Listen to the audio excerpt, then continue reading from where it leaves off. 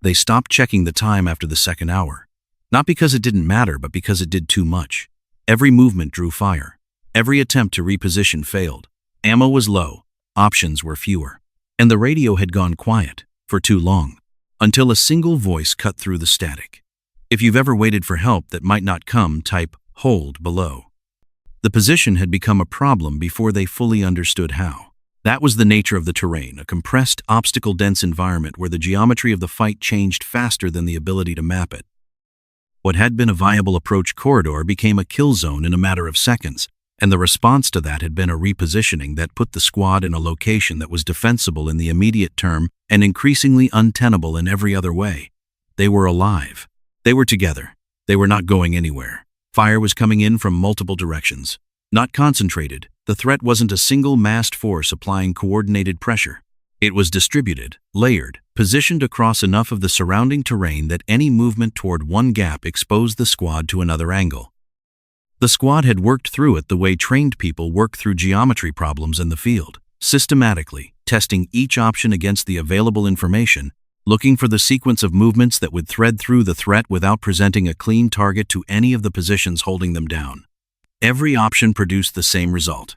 The flanking attempt had gone wrong in the third minute. The route that had looked viable from their position turned out to have a coverage angle they hadn't been able to assess from the inside. They'd pulled back before the cost became catastrophic, but the attempt had consumed time and a portion of the ammo they could not replace. The smoke had been worth trying. The wind direction had not cooperated. The coverage lasted 11 seconds before it was insufficient, which was not enough time to move the full squad across the gap it was supposed to obscure. They had learned the hard way that the terrain's elevation differential was working against them, funneling the cover where they didn't need it and leaving exposed exactly the space they needed to cross.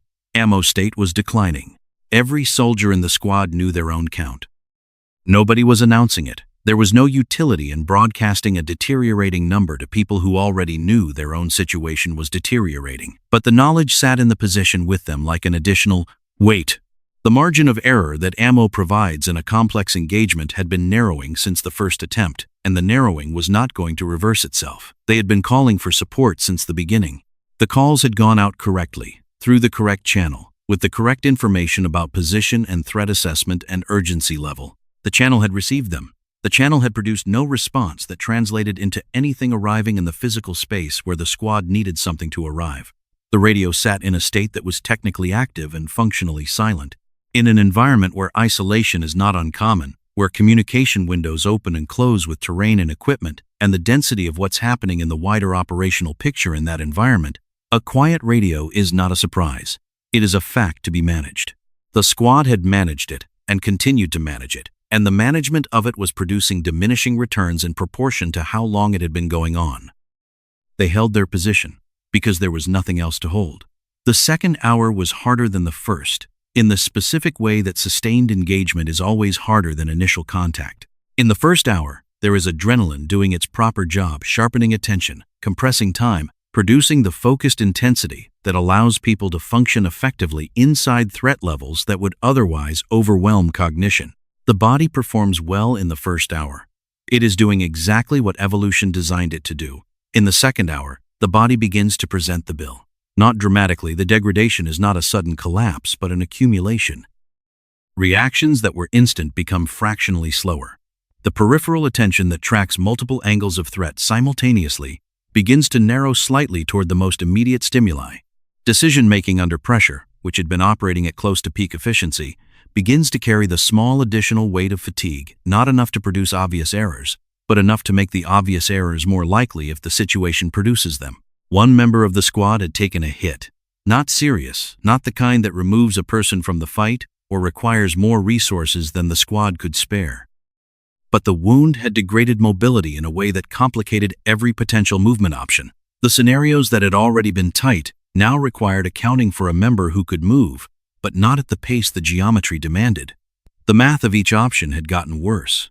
The squad leader had been holding the position together through the sustained application of something that wasn't quite optimism. It was closer to the deliberate suppression of the recognition that things were getting worse. In service of maintaining the functional calm that the squad needed to keep performing, he had options left. He was telling himself that. The options were not good. He was not saying that part. The radio remained quiet. Not dead, the equipment was functioning. Transmissions were going out with the correct information, confirming position, confirming status, confirming the continued urgency of a situation that had been urgent for 2 hours and showed no indication of resolving on its own. The channel received the transmissions. The channel produced nothing in return that was useful in the physical reality the squad was occupying. The hardest battles aren't the loudest, they're the ones where nothing changes, and time keeps running out. If you've ever been stuck with no clear way forward, type "no way out" below. They were approaching the option that nobody names until it becomes the only one left. Not surrender, that was not a category that existed in the squad's available choices. But the contingency that exists at the bottom of every tactical situation, after the viable options have been exhausted and the less viable ones have been attempted and failed, the option that trades the best possible outcome for the least catastrophic one.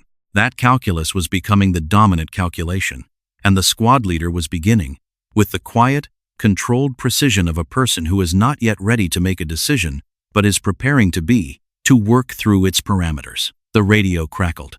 One short burst of static, then clarity, the kind of sudden auditory sharpening that pulls every available unit of attention before the sound is resolved into meaning, a voice. The transmission was short. Not brief in the way communications are brief when the person sending them is compressing detail into the available time.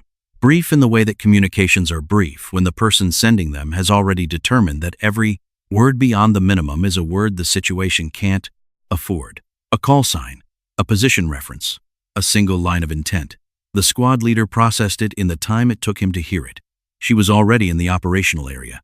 Not inbound, not coordinating an approach that would happen in the next several minutes if conditions allowed. She was in the area, which in the language of field communication has a specific meaning, inside the problem.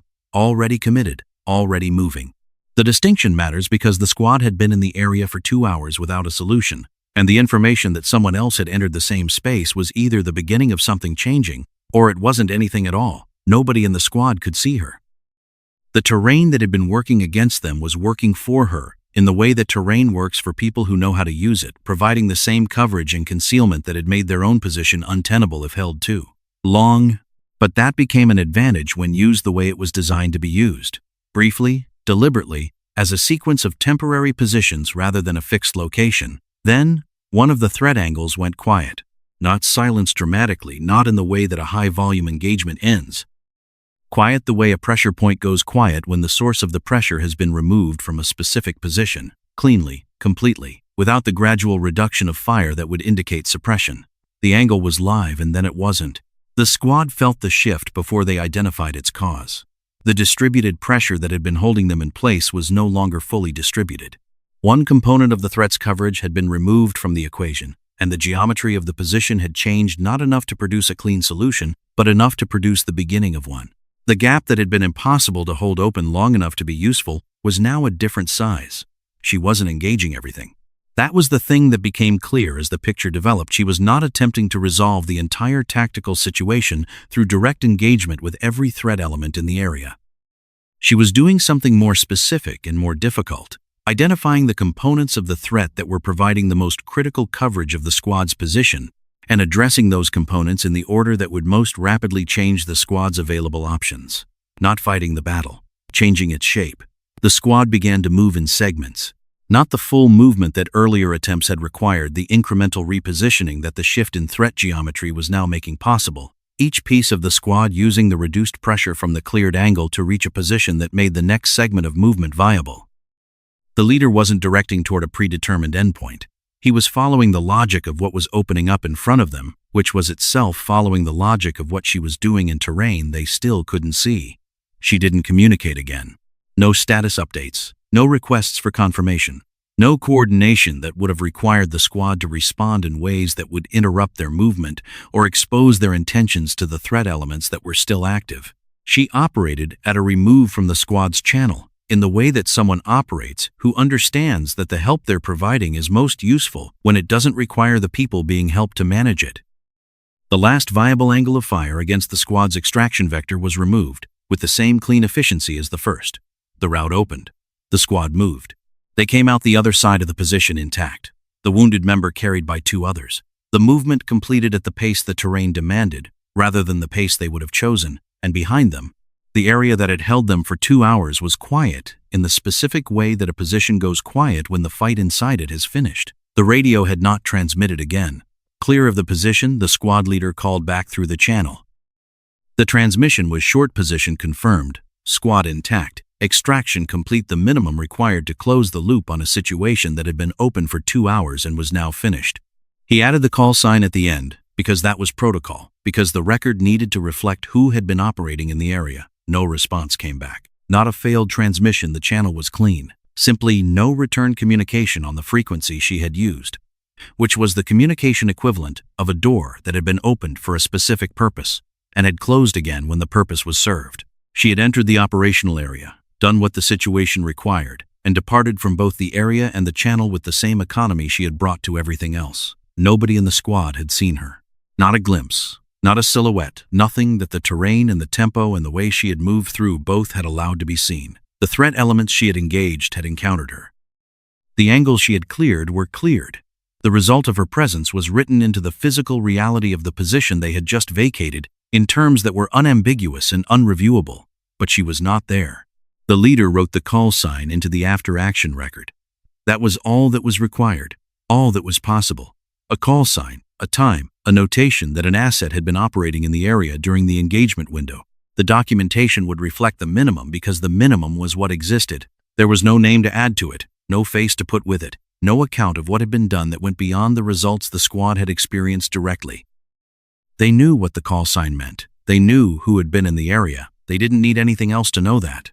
The battlefield settled into the quiet of a space that is finished with whatever it was asked to hold. The terrain that had been the problem was still the same terrain, the same compressed geometry, the same obstacle density, the same angles that had made the preceding 2 hours what they were. Different now only in the way a space is different after the thing that made it dangerous has been removed.